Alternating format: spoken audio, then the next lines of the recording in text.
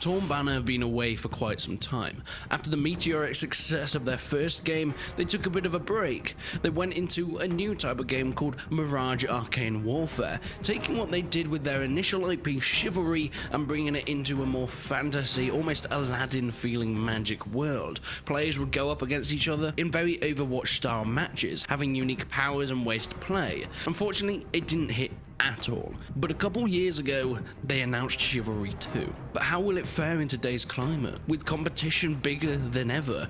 And after the success of the original Chivalry in 2012, will it be able to live up to a medieval legend?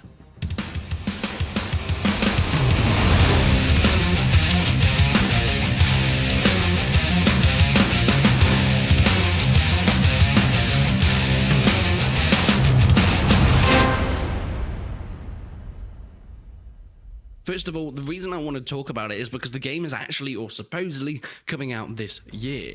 It was on my list of one of the best medieval games that will be coming out in 2021, and at first, granted, I was skeptical. You see, it was announced at the same time that Mordhau came out, one of the most popular games of 2019, bringing that first-person medieval slasher into a more refined and a better-looking world. It very much took inspiration from what Chivalry did back in 2012, but the combat was so much better. It flowed better and it felt more realistic. There was a higher skill ceiling, meaning that you could get new players that were okay, but also the top of the elite pro players that were just impossible to beat. Graphically and mechanically, it was so much more advanced. Not only did it look fantastic, but it also played fantastic, having game modes that utilize siege weaponry in different stages of buildings and some great little details. Furthermore, taking that gore level we saw from the first Chivalry and bringing it into the modern day. Decapitations, amputations, it was fantastic, slicing through all the enemies in front of you, and it was a resounding success. But on top of that, a few weeks later after its release,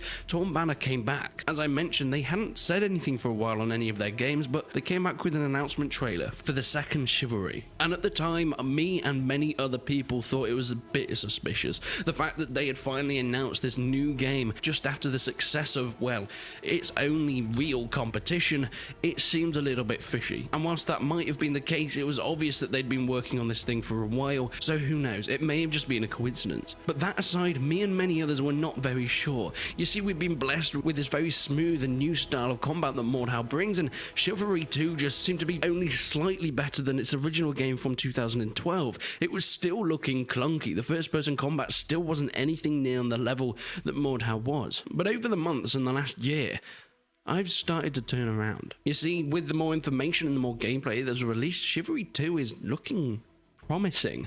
They're releasing some cool new features and cool new bits of gameplay that are showing that this game could actually expand upon the first game and maybe even surpass Mordhau. You see, Mordhau was great when it came to combat and small skirmishes, but it was never really that all-out warfare feeling. You had some maps like Grad that hinted towards that kind of gameplay, but it was nothing on the first Chivalry. You didn't have the big sieges that the first Chivalry did, and it looks like Chivalry 2 are really leaning on that to bring it back to the next game, having even bigger sieges, even bigger player bases, and even bigger battles. It's gone from 32 players in the original to 64 players now, which seems to be the standard of these days of multiplayer games, but this offers up so many new avenues for different game modes and different maps and scenes that can be created. Additionally, with the new engine moving from Unreal 3 to Unreal Engine 4 brings in a whole new era of graphical fidelity, new mechanics that can be used, and much more support for bigger battles and more complex design within the game. However, let's talk a little bit about the nitty-gritty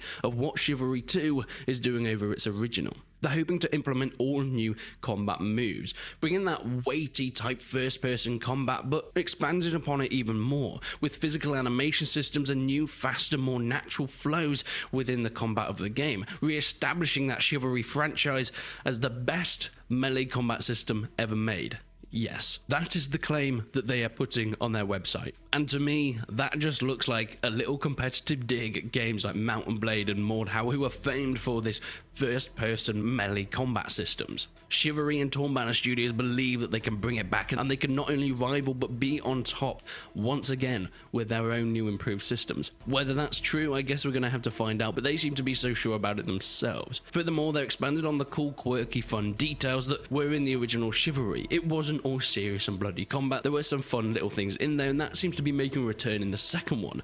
The battlefields will be littered with things to interact with. You can for some reason, grab a chicken, you can then set it on fire, and you can throw it. How effective that will be, I don't know, but I don't think there's a single person watching this video that doesn't want to try it. New weapons like sticks and pitchforks that you can take into battle, aside from all the swords and maces. Maybe you don't want to be that serious, maybe you just want to pick up a frying pan, get in there, and whack someone on the head. And this moves me on to the gore side. It has been a big feature of these types of first-person medieval melee games because it was like that. It was a brutal time, and it's being shown in these games in perhaps a more comical way, but still quite disturbing sometimes. And Chivalry 2 seems to be pushing way more on the gore side. New types of amputations, new types of decapitations, slicing people's necks and blood flying everywhere, splattering across shields and armor. No one is safe from the mace that bashes someone's head in and it leaves their brains scattered up on the floor. It's not everyone's type of games, but I know the people that play these first-person medieval games love that sort of thing. It immerses you in the world and it makes you feel like a badass cutting through enemy after enemy, especially if paired with a cool and unique combat system that, I mean, they are promising will be the best combat system ever made. It will feel like you were a true medieval knight, a brutal medieval knight, moving your way through the land and taking no prisoners. Speaking more of the combat, they have addressed some of the issues of the first game and actually some issues that came with later games like Mordhau that never really went away. People have always said these types of games are great, but they have one fatal issue in the combat: spinning. If you don't know what this is, it's when people charge into battle and instead of using the conventional blocking and parrying and sidestepping, they just spin around and round, they slice every which way, and it's almost just a spam attack that's very hard to counter and is almost impossible to go up against. It's very effective, but as you can guess, it's infuriating and not the most realistic thing. This has been addressed and that won't be possible in the game. They are upping the weight and the feel of the weapons, meaning that you can't help but use skill-based and realistic combat fighting methods. There is also mouse dragging throughout the game, which is an absolute pain, but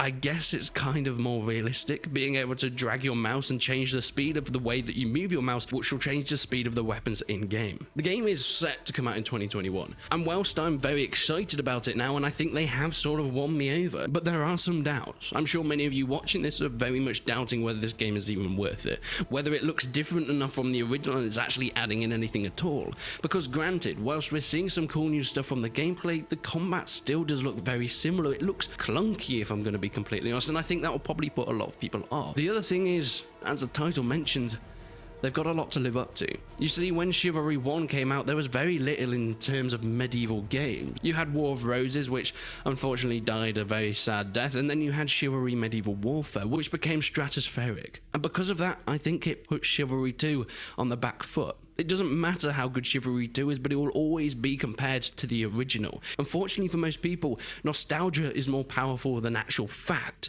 It doesn't matter if Chivalry 2 does something better than the original. If they remember the original more favourably than Chivalry 2, people are still going to choose that one over it.